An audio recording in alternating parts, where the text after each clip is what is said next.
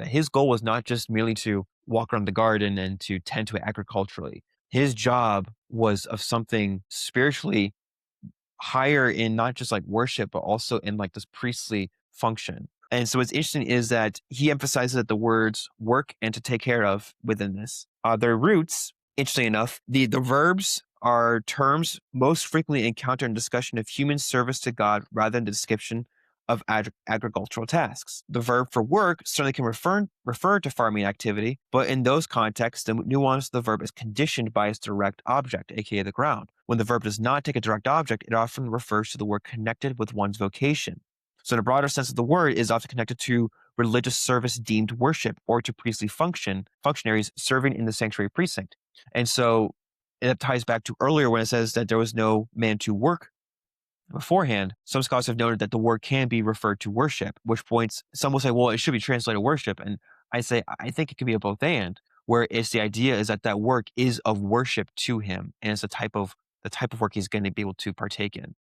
Yeah, and I would say it's a two-way street there. Yes. Right? And that worship is also work. Yes. And that's not something that we really talk about a lot, but it's something I'd want to study on more before I really comment on it. But worship does take effort.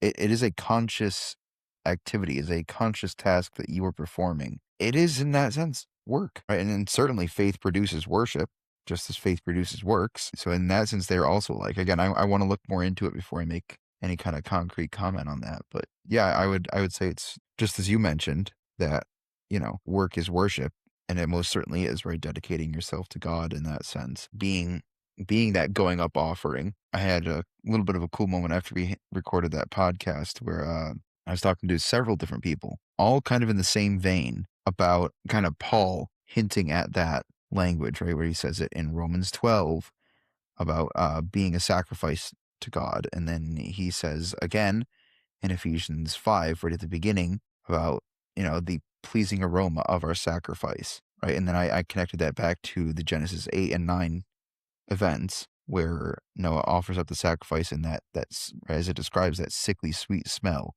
that sweet smell of burning flesh rose to God, that pleasing aroma, right? And so that us being that sacrifice. So just as you're mentioning, that work is worship, that continual offering to God. I also think worship is work. It's a conscious act of dedication. Yeah. It's something I'm restudying based on things that our pastors asking me to consider. But also since I did an entire degree tied with it, it's been fresh in my mind. But that's where I remember hearing some of those arguments. And it's like I understand what the scholars who go in that direction of like we should translate as worship is like, I understand what you're trying to say there, but I don't think you solve the issue when you translate it merely as worship. You don't solve the issue, especially when you have in other many passages where worship is tied to at least the way we translate it is tied to like the whole idea of you prostrating yourself and you're laying yourself down. And so you gotta it's just one of those words that is just more nuanced. And so a simple one word doesn't quite capture everything, which is why Walton points out as saying that depending on what it's tied to reveals the kind of work that it is or what it's entailed to be. Is it agricultural or is it something more? But then the next word is used in context of Levitical responsibility of guarding sacred space, as well as in the sense of observing religious commands and responsibilities. And like I said, this is all in his 12th chapter from the Lost World of Adam and Eve. It's very readable. The chapters are not long. It was really a great help for me to read through. I can't recommend his Lost World series enough. It's really fascinating. But one of the things he points out, this is where I'm kind of leading up to, is that those two words in their roots, that they have all that stuff there and they're tied to these other passages and how they can be used and then their definitions, and you can trace them. You can read that book. You can read the 12th chapter. It's a great book.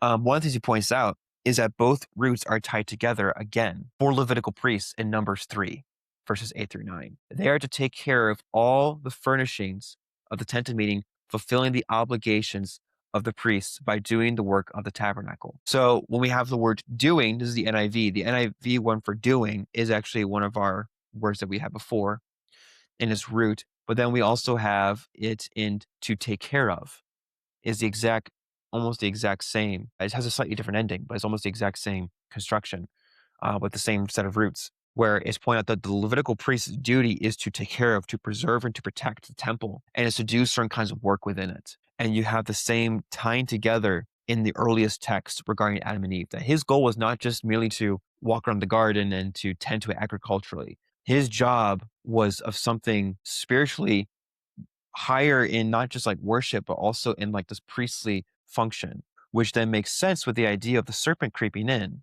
where he is failing, where like Adam is like Paul like really beats into Adam for how much he failed. Well, think about that. Not just for the fact that he failed protecting his wife and he's disobeyed God, he failed to protect the sacred space, the job, the place that he's supposed to be in charge of preserving and keeping it holy. Yes, and it's the thing that God has delegated to him. And when he doesn't do that, God then keeps it holy by removing the impure things from it, which is Adam and Eve and the serpent, but also is for their own protection that they're removed. So you see that it was not just a human sinful rebellion, it was a priestly rebellion. He had a task to work and worship and to protect the garden. And one of the things he's supposed to protect as a man is protect his wife. They shared in that job together to be there, to be in the garden, in the holiest of holies, to guard what was supposed to be. And they fail in doing that. And but it was Adam's job as the one who was given the command, as the one who's given that delegation directly by God, at least per the narrative, that he's the one who failed even higher. Because as Paul points out, Eve was deceived, but Adam is full knowing in what he's doing in this usurping of power or his attempt to, his rebellion as a priest, his rebellion as a statue, his rebellion as a moral creature. All these things is so tied to Adam, where Eve gets to see, but Adam is knowing in some way about everything that he's doing in this rebellion.